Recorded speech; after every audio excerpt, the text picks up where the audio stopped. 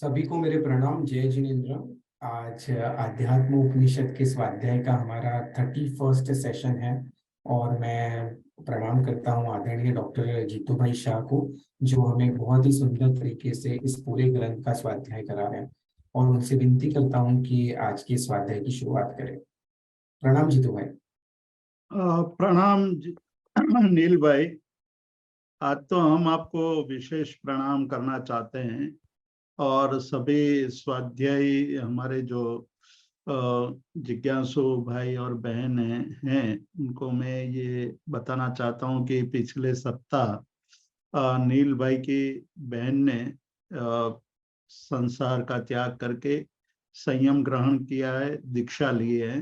तो ये एक धन्य क्षण थी और नील भाई के परिवार की, नील भाई की हम बहुत बहुत अनुमोदना करते हैं कि आपके परिवार से एक आपकी बहन, छोटी या बड़ी वो तो मुझे नहीं पता है, लेकिन आपके बहन ने दीक्षा ली और दीक्षा का कार्यक्रम बहुत ही अच्छी तरह संपन्न हुआ होगा। बार बार अनुमोदना करते हैं। तो नील भाई आपकी अनुमोदना करके आज के स्वाध्याय का प्रारंभ करते हैं हम। जी जी जीतू भाई, अनुमोदना तो दीक्षा ही उनकी करिए, हम तो ठीक है। बट ये डेफिनेटली आप सबके आशीर्वाद से बहुत ही अच्छी दीक्षा हुई, बहुत ही अच्छे सब कार्यक्रम हुए। और खुशी है हमें कि वो उस मार्ग के ऊपर आगे बढ़ रहे हैं। भाई आनंद गंज जी महाराज कहते हैं परमात्मा की स्तुति करते हुए कि धन्य थे नगरी भेड़ा घड़ी माता पिता कुल वंश। वो भी धन्य घड़ी थी, वो नगर भी धन्य था, वो देश भी धन्य था, वो कुल भी धन्य था, वो माता पिता भी धन्य था थे, और वो वंश भी धन्य था कि जिनके परिवार से परमात्मा हुए। और उसी तरह वो आपका परिवार और आप भी स्वयं धन्य हो कि आपके परिवार से ऐसे एक आत्मा का सर्वसंग त्याग करके संयम पथ पर प्रयाण हुआ। जी जी, thank you so much Jitu भाई। ओके। हम आज के स्वाध्याय का प्रारंभ करने जा रहे हैं। महोपाध्याय यशो विजय जी, हम कई दिनों से, कई महीनों से या कहे सालों से महोपाध्याय यशो विजय जी का स्मरण एक या दूसरे संदर्भ में निरंतर करते रहते हैं। जैन धर्म के कई ऐसे आचार्य भगवंत हैं, कई ऐसे शास्त्रकार है जिनके नाम के बिना हम रह ही नहीं सकते हैं, क्योंकि उन्होंने परमात्मा की वाणी को इतना सहज बना दिया। परमात्मा की बातों को समझने के लिए इन महापुरुषों ने हमें जो ग्रंथ दिए हैं, उसी के कारण हम आज परमात्मा की वाणी को, परमात्मा के वचनों को, परमात्मा के आगमों को अच्छी तरह समझ पा रहे हैं, या बहुत कम ही समझ पा रहे हैं। पर जो भी समझ पा रहे हैं उससे हमें बहुत कुछ ज्ञान प्राप्त होता है। तो उनमें से महोपाध्याय यशो विजय जी एक ऐसे आज उपाध्याय भगवंत हुए कि जिन्होंने आगम के कई पदार्थों को स्पष्ट किया, साधना की बात कही, तत्व की बात कही, सिद्धांत की बात कही, और योग जैसे अत्यंत गहन विषय को भी शब्दों के द्वारा अपनी साधना के आधार पर इतना स्पष्ट कर दिया कि हम एक एक श्लोक पर इतना गंभीर चिंतन करने के लिए सक्षम हो पाए हैं और उनके द्वारा ज्ञान प्राप्त कर रहे हैं। तो ये हमारा सौभाग्य है, ये हमारे परम एक ऐसी स्थिति है, पुण्य का उदय है कि हमें इस प्रकार के ग्रंथ मिले। हम लोग कई महीनों से महोपाध्याय यशो विजय जी के अध्यात्मोपनिषद ग्रंथ का स्वाध्याय कर रहे हैं। महोपाध्याय यशो विजय जी ने इस ग्रंथ में श्रुत और फिर ज्ञान, श्रुत के शुद्धि की बात कही, अब ज्ञान की शुद्धि की बात करते हैं। श्रुत और ज्ञान में अंतर दिखाया। उसके बाद क्रिया की बात आएगी और उसके बाद साम्यता की बात आएगी। हमें आज तक ये पता नहीं था, हम ज्ञान और ज्ञान के अनुभव की बात, ये दोनों भिन्न बातें हैं, ये दोनों में काफी अंतर है, उसकी चर्चा कभी करते ही नहीं थे। हम यही मान रहे थे कि जान लिया तो पर्याप्त हो गया है। किंतु महोपाध्याय यशोविजय जी कह रहे हैं कि जानना और अनुभव करना, ये दोनों में अंतर है। जानना वो केवल श्रुत की अवस्था है, यानी कि आपके पास जानकारी है, किंतु जानकारी होने के पश्चात भी यदि आप कार्य नहीं करते हैं, उसका अनुभव नहीं करते हैं, तो वो जानकारी का कोई मतलब नहीं रहता है। जानकारी के उपयोग से हमें अनुभव होता है और अनुभव से हमें सुदृढ़ता मिलती है, विकास होता है, अध्यात्म मार्ग पर हम आगे बढ़ते हैं। तो पहले प्रकरण में महोपाध्याय यशोविजय जी ने ज्ञान की, श्रुत की व्याख्या की, यानी जानकारी और जानकारी देने वाले ग्रंथ की महत्ता और उसका चयन करने की बात की कि आप चयन करते वक्त ध्यान रखिए, चयन करते वक्त आप ये विशेष रूप से ध्यान रखिए कि आप कौन से ग्रंथ का स्वाध्याय करने जा रहे हैं।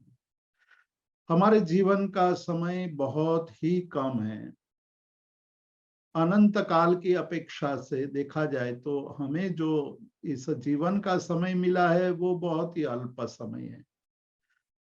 तथापि प्रमाद इतना अधिक है कि हम समय का मूल्य कभी भी सोचते ही नहीं है कि हम जो कर रहे हैं और जिसके लिए हम समय का व्यय कर रहे हैं, वो व्यय कितना बड़ा व्यय है, और उसके बाद जो हमें उपलब्धि होती है वो तो कुछ भी नहीं होती है, शून्यता होती है।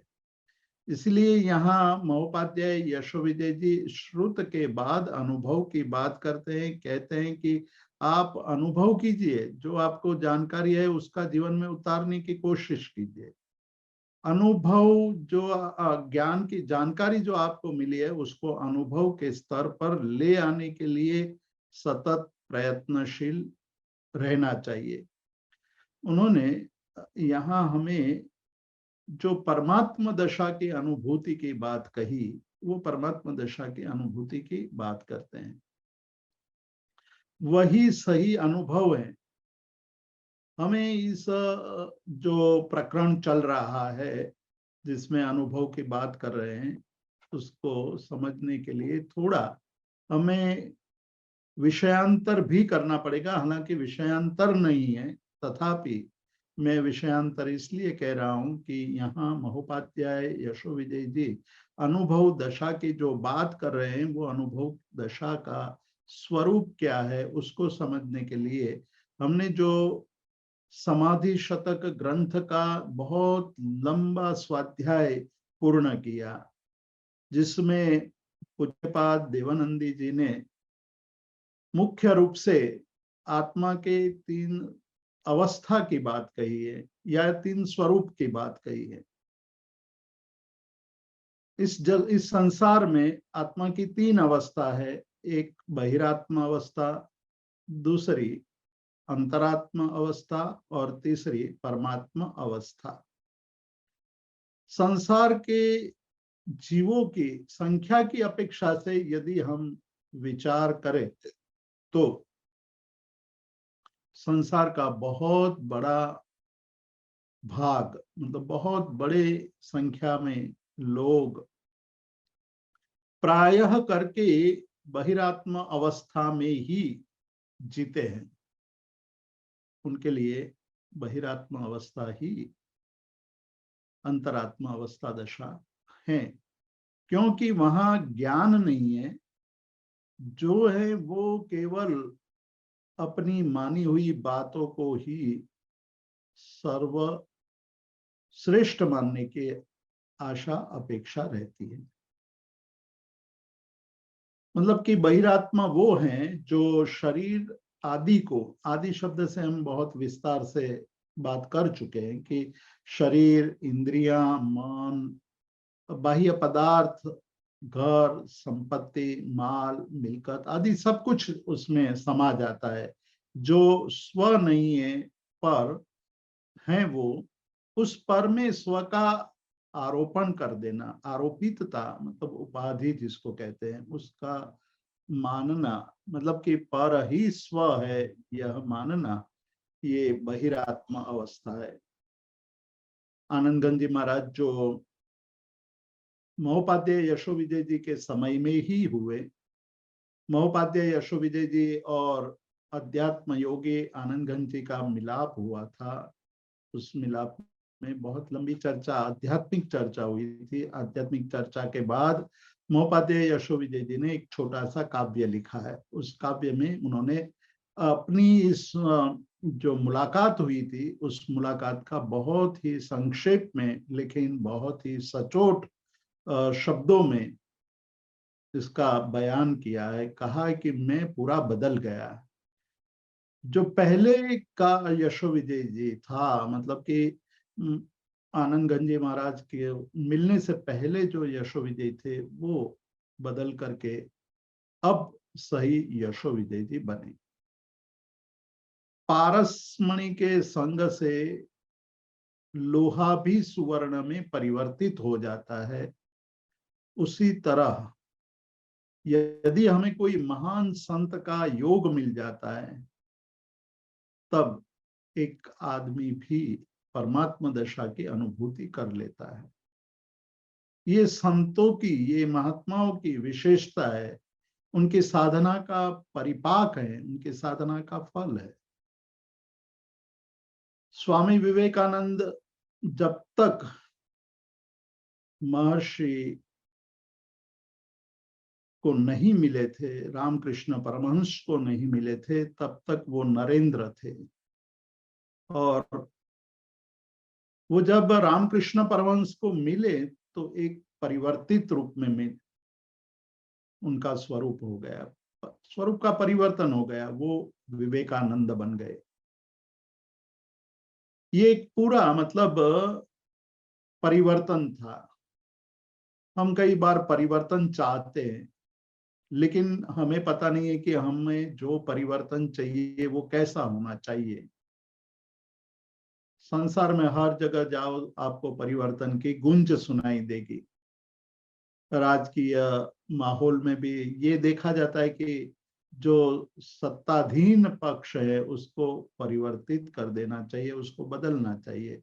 मतलब कि एक मनुष्य जाति, मनुष्य का एक मानसिक ऐसा व्यवहार है कि वो हमेशा परिवर्तन चाहता है, लेकिन वो भूल जाता है कि परिवर्तन किस प्रकार का होना चाहिए। यहाँ महोपाध्याय यशो विजय जी आनंदगंज जी महाराज को मिल करके परिवर्तित हो गए। वो परिवर्तन विशेष रूप से परिवर्तन था। जीवन का एक ऐसा परिवर्तन था कि जिसके द्वारा वो अपने आत्मिक सुख की तरफ बहुत तेज गति से आगे बढ़ने लगे। यहाँ ये परिवर्तन क्यों हुआ, अभी तक क्यों नहीं हुआ था, यही प्रश्न आज हमें सोचना चाहिए कि हम बहुत बहुत समय से सुन रहे हैं, परिवर्तन नहीं आ रहा है। क्या कारण है परिवर्तन नहीं आने का? क्या कारण है? बहुत कारण हो सकते हैं, लेकिन हमें उस कारणों की खोज करना होगा। उसमें से हमारे प्रसंग में कौन से कारण की हमारी उपस्थिति है, वो हमें निर्णय करना होगा। शास्त्र ग्रंथ है हमारे पास, शास्त्र ग्रंथों को समझाने वाले गुरु है, लेकिन हमारी अनुभूति नहीं है। तो अनुभूति में कहीं ना कहीं हमारी कचास, हमारी कमियां हैं, उस कमियों को दूर करना है। तो उस कमियों को दूर करने की बात ही यहाँ महोपाध्याय यशो विजय जी हमारे सामने प्रस्तुत कर रहे हैं। तो वो लिखते हैं कि मैं जब आनंदगंज जी महाराज को मिला, तब मेरे जीवन में परिवर्तन आ गया। पारसमणि के स्पर्श से लोहा सुवर्ण बन गया। परमात्मा के स्पर्श से जीवात्मा भी परमात्मा दशा की अनुभूति कर लेता है। रामकृष्ण परमहंस के सुयोग से नरेंद्र विवेकानंद बन गए। ये सारे हमारे पिछले एकाध सदी के दृष्टांत है। लेकिन उसके भी आगे जाए, जैसे हमने 300 साल पहले का महोपाध्याय यशो विजय जी का दृष्टांत लिया, उसके भी पहले प्राचीन में जाए तो सबसे बड़ा दृष्टांत हमारे सामने गौतम स्वामी का है। एक अहंकारी विद्वान पंडित जिसको शास्त्र का सारा ज्ञान था, श्रुत ज्ञान में कोई कमी नहीं थी, लेकिन अनुभव शून्य था। परमात्मा के पास पहुंचे और परमात्मा का संस्पर्श हुआ, परिवर्तित हो गए। लोहा जैसे स्वर्ण बन गया, वैसे ही गौतम, मतलब इंद्रभूति गौतम में से गणधर बन गए, गौतम गणधर। यही परिवर्तन की दशा हमें भी अनुभव करने जैसी है। ऐसी दशा हमारे जीवन में भी आए, ऐसी कामना हमें करनी चाहिए। तो ज्ञान और ज्ञान के अनुभव की बात वो हमें समझनी होगी। वही हमारे में कमी है कि हमें ज्ञान जब हो जाता है तो ज्ञान हमारा माहिती, मतलब इंफॉर्मेटिव नॉलेज तक ही सीमित रह जाता है। उसको हम अपने जीवन में अनुभूति के स्तर पर नहीं ले जाते। ज्ञान हो गया, फिर हम सब सुनते हैं तो हमें लगता है कि ये तो सुना हुआ है, इसमें कौन सी नई बात कही है। अब इसी अवस्था का हम विश्लेषण करेंगे तो उसमें अहंकार झलकता है कि मैं जानता हूं और दूसरे ने जो कहा है वो कुछ भी नया नहीं है, मेरी जानकारी से अधिक कुछ भी नहीं है। लेकिन एक जिज्ञासु, एक समर्पित जीव एक एक शब्द को सुधा के, अमृत के पान की तरह एक एक घूंट बहुत ही तल्लीन होकर के पीता है। उनको लगता है कि आज मेरा श्रवण, आज मेरी श्रवणेन्द्रिय यानी कर्ण यानी कान सफल हो गए, आज मैं धन्य हो गया, आज मेरे कानों ने परमात्मा की वाणी का श्रवण किया, उससे बढ़कर के और कुछ भी नहीं। ये जब हम अनुभव करने लगते हैं तब हम शब्द को नहीं, शब्द के अर्थ को और शब्द के अंदर छिपे हुए रहस्य को पकड़ने लगते हैं। बाकी तो हम केवल शब्दों को सुनते हैं और सुन करके पुनः सो जाते हैं। इसलिए शास्त्रकारों ने 4 दशा बताई गई है।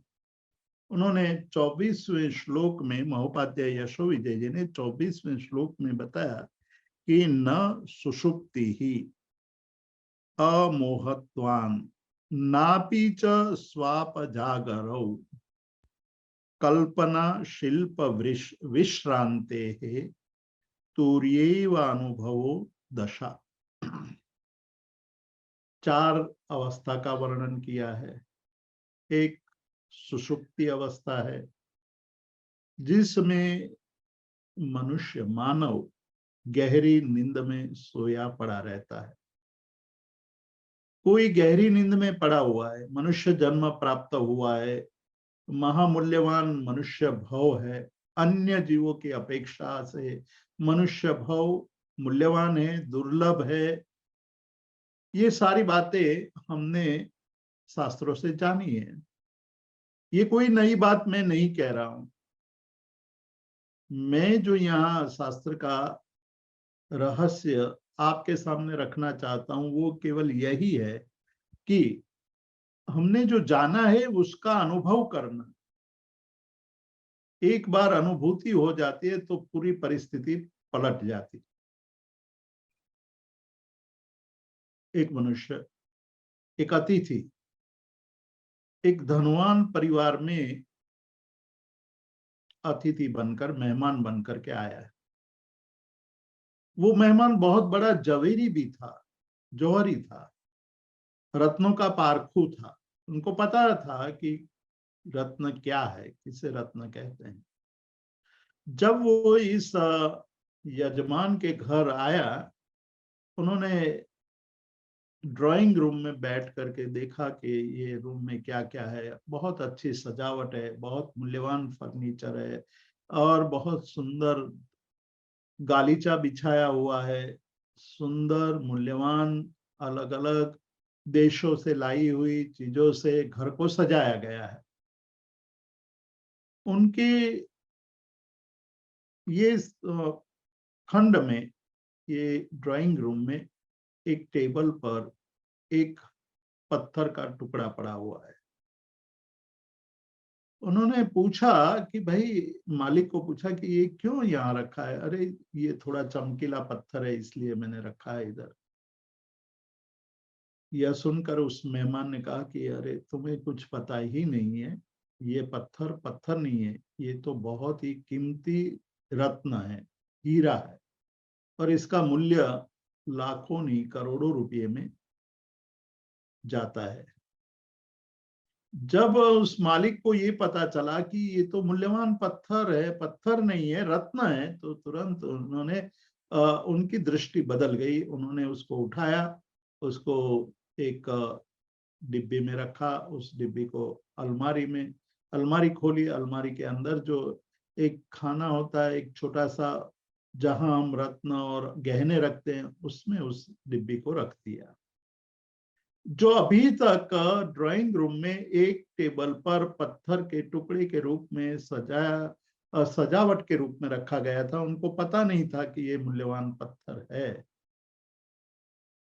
सुसुप्ति अवस्था में मनुष्य की अवस्था वही होती है, और उनको ये पता नहीं है कि मेरा मूल्य क्या है, मैं क्या, कहाँ, कितना मूल्यवान हूं, उसका जरा भी अंदाज नहीं होता है। ये स्थिति में अनादिकाल से भटक रहा है। कभी कोई संत महात्मा का समागम होता है, उनको कहते हैं कि भाई, ये जन्म जो मिला है आपको, वो बहुत पुण्य एकत्र होने पर ही मिला है, उसके पहले ये नहीं था। तो अब क्यों सो रहे, आप सोए हो। वो मनुष्य जगा हुआ होता है, फिर भी कहते हैं संत महात्मा कि ये आप सोए हुए हो। यहाँ सोने का मतलब है मोहनीय कर्म की गाढ़ निद्रा में सोए हुए मनुष्य की बात कर रहे हैं कि वो दशा सुसुप्ति की अवस्था है, गहरी नींद की अवस्था है। वो अत्यंत गहरी नींद में पड़ा हुआ है, उनको कुछ भी पता नहीं है कि मुझे क्या करना चाहिए। लेकिन कभी कभी किसी वालिया को, मतलब जो लुटेरा था, उनको कोई संत महात्मा का समागम हो जाता है तो वो वाल्मीकि बन जाता है, ऋषि बन जाता है, और अपने जीवन को परिवर्तित कर देता है। तो यहाँ महोपाध्याय यशो विजय जी कहते हैं कि न सुसुप्तिर अमोहत्वात्, अमोह दशा होने के कारण जब मोह का नाश हो जाता है, मोह का मतलब है मोहनीय कर्म। मोहनीय कर्म का अर्थ है क्रोध, मान, माया, लोभ। इस प्रकार की दशा हमारे जीवन में से शांत होने लगती है, तब गहरी नींद में से उठते हैं और हमारी दृष्टि बदल जाती है। इसलिए आनंद गंज जी महाराज धर्मनाथ भगवान के स्तवन में कहते हैं कि प्रवचन अंजन जो सदगुरु करे, हृदय नियन निहाळे जगधनी, महिमा मेरु समान। मतलब महिमा मेरु समान, इतना ऊंचा महिमा दिखाई देने लगेगा। हमारे पास आज ज्ञान है, वो अत्यंत अल्प है, लेकिन हम उस अल्प को भी महान बना करके ये मानने लगते हैं कि हम तो सर्वज्ञ बन चुके हैं। यही हमारे अहंकार की दशा है, उसमें हम सोए हुए हैं। इसलिए कहते हैं कि जब तक अमोह की निद्रा में सोया हुआ आदमी, जब वो उसमें लेटा हुआ है तब उनको कुछ पता ही नहीं होता है, किंतु जब आत्मदशा के अंदर चला जाता है या आत्मदशा की तरफ आगे बढ़ने लगता है तो उनको पता लगने लगता है। आनंदगंज जी महाराज सुमतिनाथ भगवान के स्तवन में एक बात कहते हैं, मार्मिक बात कहते हैं कि हम लोग जिस जीवन से गुजर रहे हैं, जिस प्रकार से जी रहे हैं, वो हमारी स्थिति है आत्म बुद्धे कायादिक ग्रह्यो। मतलब हम काया को, इंद्रियों को, मन को हमने आत्मा मान लिया है। हमारे लिए आत्मा का अर्थ केवल इतना ही है, शरीर, इंद्रियां और मन। उसके आगे कुछ भी नहीं है। उसके आगे कोई कहता है कि भाई हम तो जो प्रत्यक्ष होता है उसको मानते हैं, और कुछ अनुमान से सिद्ध होता है उसको मान लेते हैं। जैसे शरीर तो प्रत्यक्ष है, शरीर को हम देख सकते हैं, इंद्रियों को हम अनुमान से देख लेते हैं, और मन उनसे भी सूक्ष्म है किंतु अनुमान से उसको सिद्ध कर सकते हैं। इसलिए ऐसी बातें हम मान ले सकते हैं। लेकिन कोई ये कहे आत्मा जैसी चीज है, तो प्रश्न वह करेगा कि भाई आत्मा है तो दिखाओ। जो दिखा सकते वही बात करो। जो अनुमान से यानी तर्क से सिद्ध कर सकते वो बताओ। वो है नहीं, कोई ऐसा तर्क नहीं है, या तर्क देता है तो वो और कुतर्क खड़ा कर देते हैं। इस संसार में ऐसे लोगों की कमी नहीं है। शास्त्र पढ़ करके भी मति विपरीत होने के कारण शास्त्र के पदार्थों को विपरीत रूप में ही प्ररूपित करने लगता है। यही कहता है कि इसमें क्या, कौन सी नई बात कही है। और भी आगे चलकर ये कोई नास्तिक होगा तो कहेंगे कि ये सारे बकवास है, इसमें कोई महत्व की बात नहीं कही है। ऐसा कह करके शास्त्र के छेद को, शास्त्र का छेद कर देंगे, शास्त्र का उच्छेद कर देंगे। इसलिए सुषुप्ति अवस्था की का अर्थ है कि मोह की सुषुप्ति, मोह की निद्रा, गाढ़ मोह की निद्रा। मतलब जब हम उसका, मैं आपके सामने एक सरल सहज सा दृष्टांत रखना चाहता हूं कि जब क्रोध की दशा आ जाती है, क्रोध हमारे मन में छा जाता है, तब जो चीज नहीं है वो हम देखने लगते हैं। मतलब असत को सत करने लगते हैं। गलत है, हम मानते हैं कि हम गलत है, लेकिन उसको सत्य सिद्ध करने के लिए हम अपना जी जान लगा लेते हैं। जब अहंकार आ जाता है तो अहंकार में भी वैसी ही दशा होती है। अहंकार में आदमी कुछ भी नहीं सोच सकता है। वो तो यही मानता है कि यही मैं जो हूं वही सर्वश्रेष्ठ हूं। जब अहंकार उतर जाता है, अहंकार का विष उतर जाता है, अहंकार का नशा उतर जाता है, तब हमें पता चलता है कि नहीं भाई, हमने जो किया वो तो गलत ही था। और नशे में मैं समझ नहीं पा रहा था कि क्या करना चाहिए। यहाँ सुषुप्ति दशा मोहनीय की है। मोहनीय की सुषुप्ति दशा में हम बहुत गहरे नींद में सोए रहे, आजकल नहीं, अनादिकाल से सोए रहे। महोपाध्याय यशो विजय जी महाराज ये कहना चाहते हैं हमारे सामने कि हमारी आज तक की जिंदगी सामान्य रूप से देखा जाए तो मोह के नशे में ही पूर्ण हुई है। यदि थोड़ा बहुत भी मोह का नशा उतर गया होता तो हमारा भी परिवर्तन संभवित था। हम भी इंद्रभूति में से गौतम गणधर बन गए होते। उस सुषुप्ति दशा का त्याग कैसे हो सकता है और किस प्रकार से हमें त्याग करना चाहिए, उसके बात आगे करते हैं कि आप स्वाप गहरी निद्रा नहीं, लेकिन हल्की निद्रा, मतलब जिसमें हम बहुत गहराई से सोए नहीं होते हैं, कुछ आवाज होते ही हम जग जाते हैं, कोई कुछ बहुत धीरे से भी बात करते हैं तब हमारा मन में ये होता है कि कौन बोल रहा है। तो पहली अवस्था सुषुप्ति की हुई, दूसरी स्वप्न या मतलब सामान्य निद्रा हुई, और तीसरी जागृत अवस्था।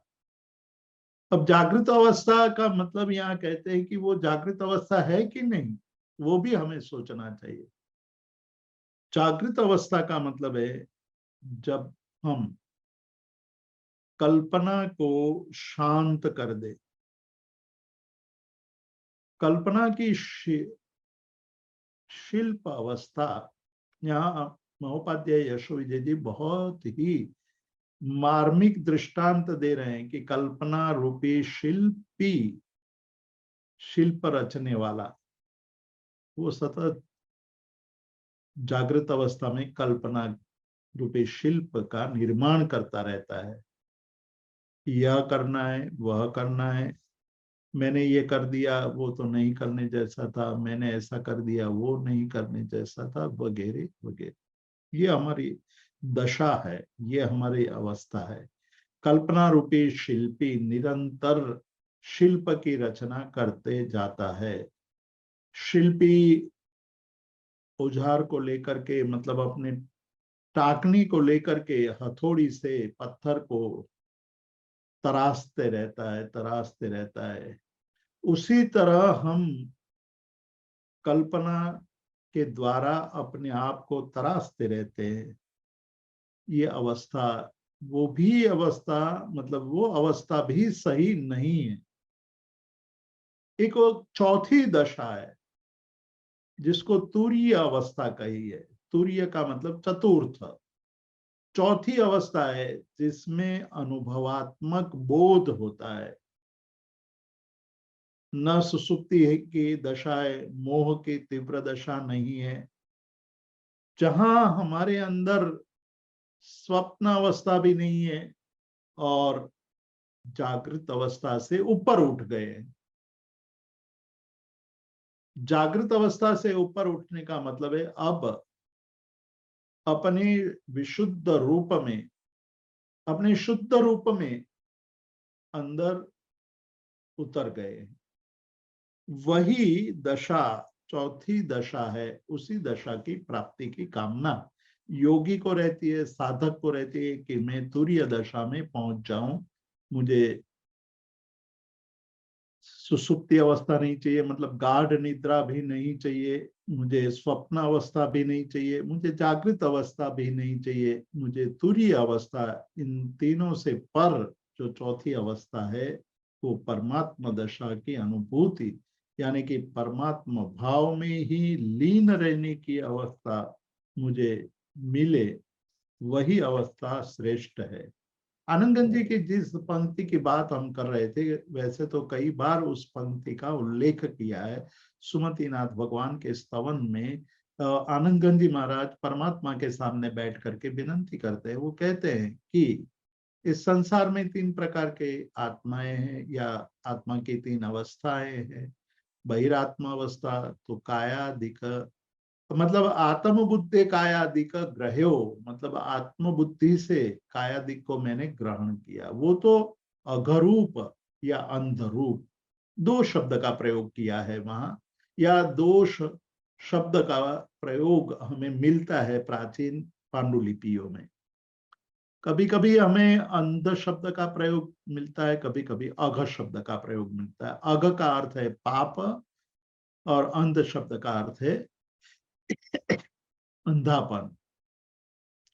मतलब आंख होते हुए भी यदि हम मोहनीय दशा में पड़े हुए हैं तो हमारी दशा अंध स्वरूप है, मतलब हम जगते हुए भी अंधे हैं, मोह की तीव्र सुषुप्ति अवस्था में डूबे हुए हैं। या अघरूप, अघ का मतलब है पाप रूप। पाप का मतलब है प्रतिक्षण कर्म का बंधन करना, प्रतिक्षण ऐसे कर्मों का बंधन करना जो कर्मों से मुक्ति नहीं हो सकती। तो यहां आनंदगंज जी महाराज ने बहिरात्मा अवस्था की बात करते हुए दूसरी अंतरात्मा अवस्था की बात करते हुए कहते हैं कि कायादिकनो साखी धर रहे हो। अब केवल कायादिक को साक्षी के रूप में देखने लगे। साक्षी का मतलब है दृष्टा भाव। दृष्टा भाव का मतलब है कि हम शरीर को भी दूसरे व्यक्ति के शरीर को जिस प्रकार से देखते हैं उसी तरह हम अपने शरीर को भी देखने लगे। मतलब स्व और पर का भेद जब हमें अनुभूति में आ जाता है, तब मुझे ये समझ में आ जाता है कि यह देह मेरा नहीं है, ये देह तो यहां छोड़ करके मैं आगे निकल जाऊंगा। जैसे एक पथिक यात्रा करते हुए रास्ते में, मतलब अभी मंजिल तक नहीं पहुंचा है, रास्ते में है, रात अंधेरी है, रुकना पड़ता है, तो वो एक सराय में रुकता है, धर्मशाला में रुकता है, आज की भाषा में कहे तो मोटल या होटल में रुकता है। और सुबह होते ही, मतलब बहुत अच्छी होटल, बहुत सुंदर कमरे को भी छोड़कर निकल जाता है, बहुत अच्छी धर्मशाला को भी छोड़ करके निकल जाता है। वो रुकता नहीं है, उनको पता है कि ये मेरा नहीं है। भले ही बहुत सुंदर सजावट की हुई है, दीवारों पर मूल्यवान चित्र लटकाए हुए हैं, गद्दे पर मूल्यवान चादर बिछाई हुई है, मूल्यवान ओढ़ने के कंबल रखे हुए हैं, और पूरे कमरे में सुगंध आ रही है। ऐसी स्थिति में भी दूसरे दिन होते ही हम निकल जाते हैं, उसमें हमें मोह नहीं होता है। उसी तरह साक्षी भाव जब आ जाता है, शरीर का प्रति साक्षी भाव, ये शरीर मेरा नहीं है, ये शरीर मेरे लिए सराय की तरह है, धर्मशाला की तरह है, आज नहीं तो कल मुझे छोड़ करके निकल जाना होगा, ये मेरा नहीं है। मैं केवल साक्षी भाव से देखूंगा। और साक्षी भाव, क्यों साक्षी भाव लाना चाहिए, उससे क्या लाभ है, ये बात हमें समझनी चाहिए। जो महोपाध्याय यशो विजय जी को समझाना है हमें, वो चेष्टा कर रहे हैं, वो बहुत बड़ा उपकार हमारे पर कर रहे हैं। वो कह रहे हैं कि साक्षी भाव जब तक होता है तभी तक विवेक की जागृति होती है। जैसे ही साक्षी भाव गया, विवेक भी नष्ट हो जाता है। जब तक साक्षी भाव है, जब आप न राग की तरफ झुकते हैं, न द्वेष की तरफ झुकते हैं, न आपको कोई जय और पराजय की पड़ी है, न लाभ और नुकसान की पड़ी है, केवल आप दृष्टा के रूप में देखते हैं, तो वही दृष्टा के रूप में देखना ही साक्षी भाव है। और साक्षी भाव जब होता है तो हमारी विवेक चक्षु जागृत रहती है। विवेक चक्षु का मतलब है कि हे और उपादेय का संपूर्ण बोध कि मुझे ये लेना चाहिए या नहीं लेना चाहिए, करना चाहिए या नहीं करना चाहिए, मेरा कर्तव्य क्या है, मैं जो कर रहा हूं वो सही कर रहा हूं या गलत कर रहा हूं। वो केवल मात्र साक्षी भाव में ही संभवित है, अन्यथा यह संभवित नहीं है। तो वहां आनंदगंज जी महाराज कहते हैं कि कायादिकनो साखी धर रहे हो, काया आदि पदार्थों का साक्षी बन जाए, साक्षी भाव आ जाए, अंतरात्म कहा है, उसी को अंतरात्म दशा कहते हैं। वही अंतरात्म दशा परमात्मा की दशा को प्राप्त करने में निमित्त बनती है। तब हमारा जब विवेक शक्ति जागृत होती है तो ज्ञान का आनंद हम पा सकते हैं। हमें अपने ज्ञान, अपनी जितनी भी ज्ञान दशा है उसमें आनंद आएगा और उसमें पूर्णता का अनुभव होने लगेगा, और हमारे गुणों का समुदाय जागृत होने लगेगा, हम मतलब गुणवान बनने लगेंगे। तो ये एक बहुत बड़ी बात है, उसमें हमें बहुत ही गंभीरता से इसको समझना होगा कि मेरे में विवेक की जागृति है कि नहीं। नहीं है तो मतलब है कि हम सो रहे हैं, अगरूप अवस्था में है, निद्रा अवस्था में है, सुसुप्ति की अवस्था में है, मोह की अवस्था में है। मोह का बड़ा आवरण हमारे पर छाया हुआ है कि उस आवरण के अंदर हमें पता ही नहीं है। एक अंधे अंधे कुएं में, अंधा कुआं का मतलब है कि जिस कुएं के पानी पर एक बहुत बड़ा लेयर जम गया है, इसलिए सूर्य का या चंद्र का प्रकाश पानी के अंदर मतलब तल तक, पानी की जो बॉटम है वहां तक नहीं पहुंच पाता है। तो पानी के जीवों को ये पता ही नहीं है कि सूर्य का प्रकाश कितना तेजस्वी होता है, चंद्र के प्रकाश में कितनी शीतलता होती है, ये नहीं पता होता है। फिर भी उसका जीवन तो होता ही है, वो मर नहीं जाते हैं। मतलब पानी के अंदर के जीव, सर्प या मेढक या कछुआ या कुछ भी ले लो आप, वो जीते तो रहते ही है, जिंदे रहते हैं। जिंदे रहने में उनको कोई असुविधा नहीं होती है, और उनको कदाचित प्रकाश का अनुभव होने लगता है, तब वो आश्चर्यचकित हो जाता है कि आज मैंने एक ऐसा अद्भुत नजारा देखा कि जो जीवन में कभी नहीं देखा था। विवेक शक्ति जब जागृत हो जाती है, साक्षी की दशा जब तक जीवंत रहती है, तब तक हमें या उस अवस्था में हमें एक ऐसी अनुभूति होने की संभावना होती है, और वहीं से परमात्मा दशा की शुरुआत होती है।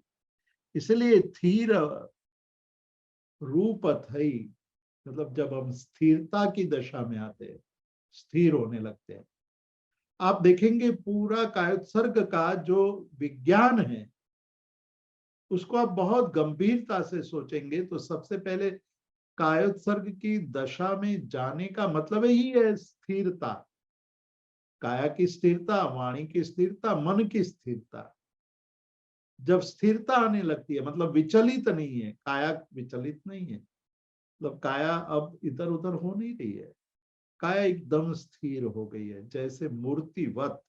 हमने एक बार कहा था कि कलिकाल सर्वज्ञ हेमचंद्र सूरी महाराज ने परमात्मा के समक्ष एक प्रार्थना की हुई है, अद्भुत प्रार्थना की है। वो कहते हैं कि भगवान ऐसी दशा कब आएगी कि मैं ध्यान में, कायोत्सर्ग में इतना डूब जाऊं, इतना लयलीन हो जाऊं कि संसार के सभी जीवों को ये लगने लगे कि अब ये मूर्ति खड़ी हुई है या मूर्ति बैठी हुई है। मतलब कि निश्चलता, संपूर्ण स्थिरता, उसमें कहीं भी कंपन नहीं है, कहीं भी उसमें हलन चलन नहीं है। ऐसी दशा को मूर्ति दशा कहिए। वो और भी आगे जाकर के प्रार्थना में कलिकाल सर्वज्ञ पर हेमचंद्र सूरी महाराज जी कहते हैं कि हे भगवान, इतना ही पर्याप्त नहीं है, मुझे देख करके भैंस आदि जो गाय आदि प्राणी है उनको यही लगे कि ये पत्थर है और पत्थर की प्रतिमा पड़ी है, उसको मैं छूती हुई या छूता हुआ निकल जाऊं, उसको भी छूने का मन हो जाए। मतलब कि वो भी ये देह को, जिंदे देह को, मतलब जीवंत देह है, उसको मूर्ति मंत मान करके निकल जाए, छूते हुए निकल जाए। कहने का मतलब है कि ऐसी निश्चल दशा आनी चाहिए, और ऐसी निश्चल दशा स्थिर भाव में आ सकती है, विचलित भाव में कभी भी नहीं आ सकती है। कायोत्सर्ग का अर्थ ही यही है कि काया की चंचलता का त्याग हो जाए, वाणी का व्यवहार रुक जाए, मन की चंचलता विरमित हो जाए, अटक जाए, और वही कायोत्सर्ग है। ऐसे कायोत्सर्ग की दशा में परमात्मा दशा की अनुभूति होने लगती है। तब वो देह को खुद भी साक्षी के रूप में देखने लगता है। हमने कई बार कई दृष्टांतों का उपयोग किया है जो हमें शास्त्र में लिखे हुए मिलते हैं। हम मेतारज मुनि के दृष्टांत की बात करते हैं, हम गजसुकुमाल मुनि की बात करते हैं, हम खंदक मुनि की बात करते हैं, ये सब लोग, अर्जुनमाली की भी बात हमने कही है, सुदर्शन श्रेष्ठी की बात कही है कि ऐसी ऐसी विकट परिस्थिति आ गई, तब विकट परिस्थिति में वो कायोत्सर्ग में आकर के स्थिर हो गए। तो कायोत्सर्ग में आने के कारण जो विचलित कर देने वाली स्थिति थी, जिससे हमारा मन अत्यंत प्रभावित हो रहा था और उसके कारण डर पैदा होता था, डर के कारण भय के कारण दुख पैदा हो रहा था, वो सब समाप्त हो जाता है, क्योंकि अब विचलितता नहीं रही, विचलितता नहीं रही, मन स्थिर हो गया, शांत हो गया, और शांत होने के कारण आपको अपने स्वरूप के अंदर गहराई में उतरने का एक अवसर मिला। यही सबसे बड़ी बात है, इसी को समझना है।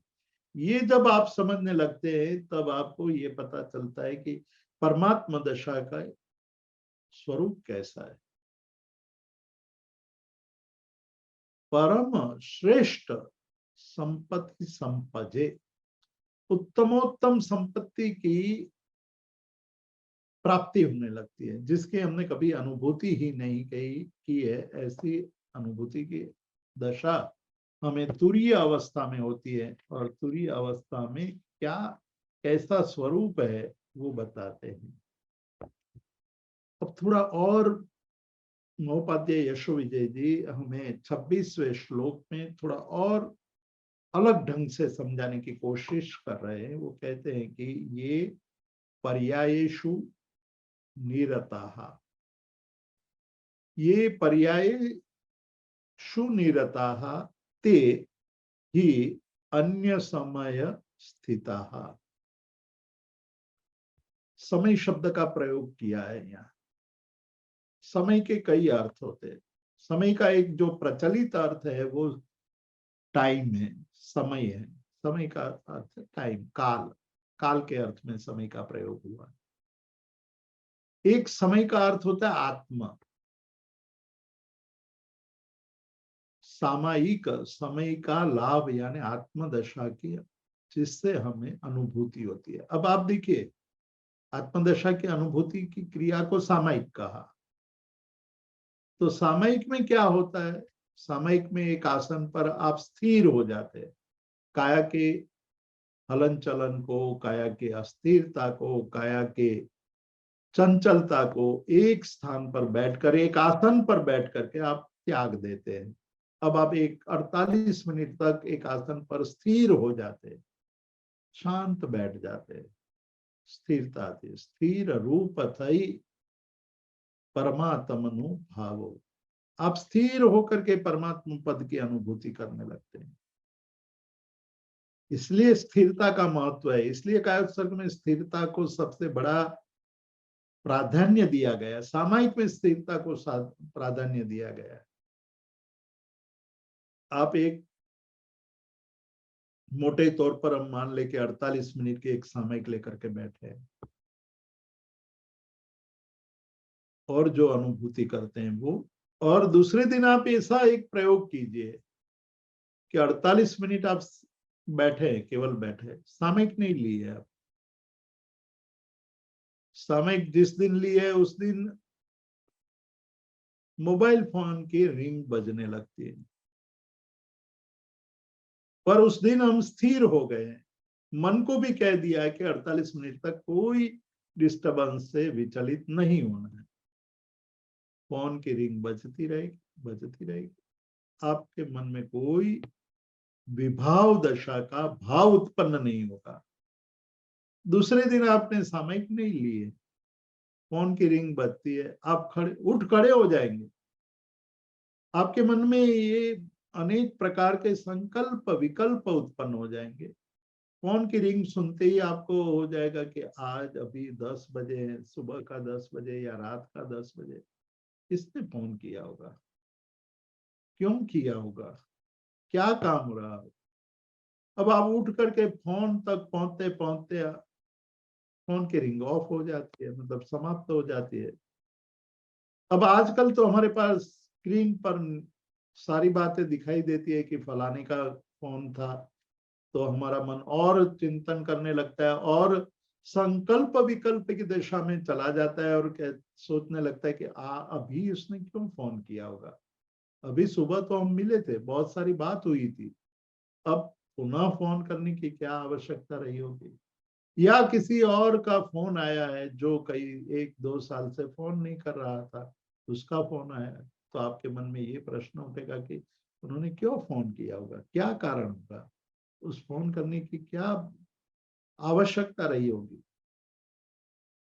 ये संकल्प और विकल्प में हम फंसते हैं, उससे बात करने की चेष्टा करने लगते हैं, हमारा स्वाध्याय एक तरफ छूट जाता है, हमारा ध्यान है, हमारे जप एक तरफ छूट जाता है, क्योंकि सामायिक में नहीं है, स्थिरता का संकल्प नहीं किया है आपने, और स्थिरता का संकल्प नहीं किया इसलिए हम तुरंत उठ करके ले लेते, उसके बाद भी संकल्प विकल्प का बहुत लंबा क्रम वहां शुरू हो जाता है। ये दुर्दशा है। इसलिए यहाँ कहते हैं कि पर्यायसु निरताः, जब आप सामायिक लेते हैं तो पर्यायों में तल्लीनता नहीं होती है, तब आपने सोच लिया है, संकल्प ले लिया है कि अब मुझे पर्यायों से कोई लेना देना नहीं। लेकिन आप सामायिक में नहीं है तो आप पर्यायों में फंसते हैं। कोई मिलने आया है, उनकी घड़ी देख करके आपके मन में ये भाव आने लगता है कि ये तो बहुत मूल्यवान घड़ी है, इतनी महंगी घड़ी कहाँ से लाए होंगे, इतनी महंगी घड़ी क्यों पहनी होगी, कि मेरे पास तो इतनी महंगी घड़ी है नहीं, मुझे ऐसी घड़ी कब मिलेगी। चश्मे की फ्रेम देख करके संकल्प विकल्प खड़े हो जाते हैं, कपड़े देख कर संकल्प विकल्प खड़े हो जाते हैं, उसके जूते देख करके संकल्प विकल्प खड़े हो जाते हैं, उनके गहने देख करके संकल्प विकल्प खड़े हो जाते हैं। तो ये कहते हैं कि संकल्प विकल्प किसके कारण आते हैं? पर्यायों के कारण। आपको पर्याय अच्छे लगने लगे या पर्याय आपको बुरे लगने लगे, पर्याय को पकड़ने लगे आप कि पर्याय श्रेष्ठ है, पर्याय ही मूल्यवान है, और पर्याय में फंसते जाते। और इसीलिए कहते हैं कि अन्य समय स्थिता, आप तब तक अन्य समय यानी अन्य आत्मा यानी परात्मा यानी पर में स्थित हो। जब तक आपको पर्याय प्रिय लगता है तब तक आप अन्य में फंसे हुए हो। जब तक आप पर्याय को प्यार करते हो, पर्याय को प्राप्त करने की चेष्टा करते हो, तब तक आप पर पदार्थ में लीन हो। जिस दिन आपको ये पता चल जाएगा कि ये तो पर्याय है, सब नाशवंत है, सब यही छूट जाने वाला है, मैं उसको प्राप्त करूं या ना करूं, उससे मुझे कोई लाभ नहीं है।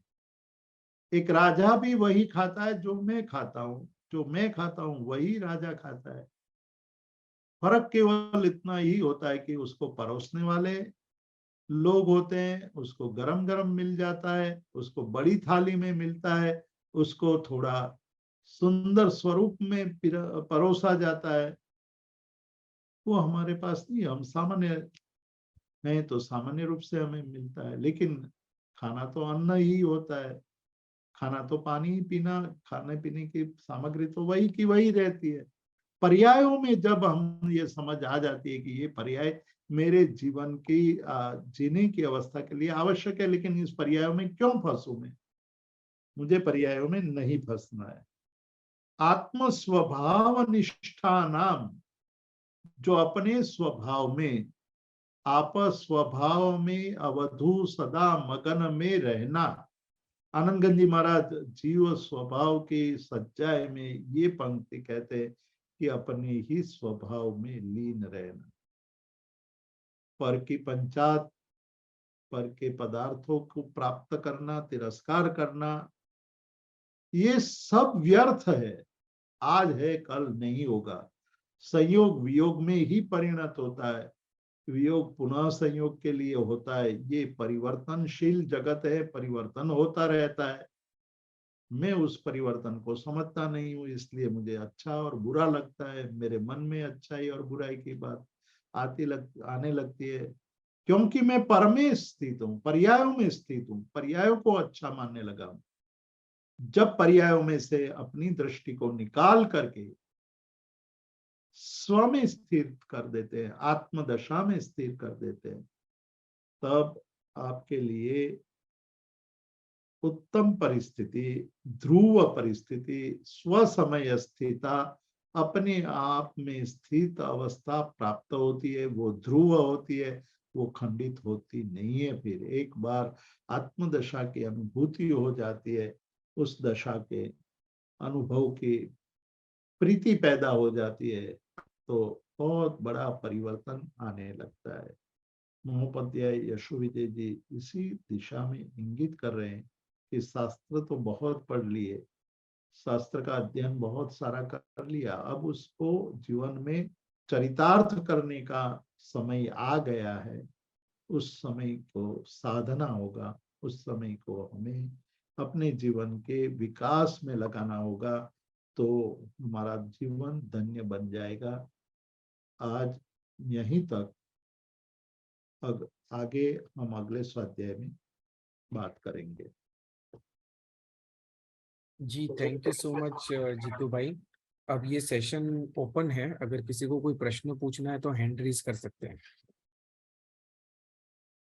किसी को कुछ पूछना है तो हैंड रेज कर सकते हैं। जी मेहता जी, आप अनम्यूट कर सकते हैं।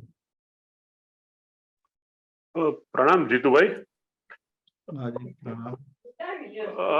આપણે જીનેશ્વર દેવની વાણીના 35 ગુણો, મને હું માણસ કેવી રીતે બનું ચંદ્રશેખરજીના પુસ્તકમાંથી રેફર કરવાનું કીધેલું, તેમાં ઉલ્લેખ છે, પણ 35 ગુણો કયા એ નથી, એ મને મળ્યું નથી, એ ક્યાંથી શોધવા? એ ઘણા બધા ગ્રંથોમાં છે. પ્રતિક્રમણ પ્રભુ ટીકા જો તમારી પાસે હોય તો એમાં નવકાર મંત્રના વિવેચનમાં જ પરમાત્માની વાણીના 35 ગુણોનું વર્ણન કરેલું છે. અથવા તમે પરમતેજ નામનો લલિત વિસ્તરા ગ્રંથનો વિવેચન જે ભુવન ભાનુસુરી મહારાજે કર્યું છે, એમાં પણ 35 ગુણોનું વર્ણન પ્રાપ્ત થાય છે. ભલે શોધી લઈશ. Thank you. चंदन जी, आप प्रश्न पूछ सकते हैं।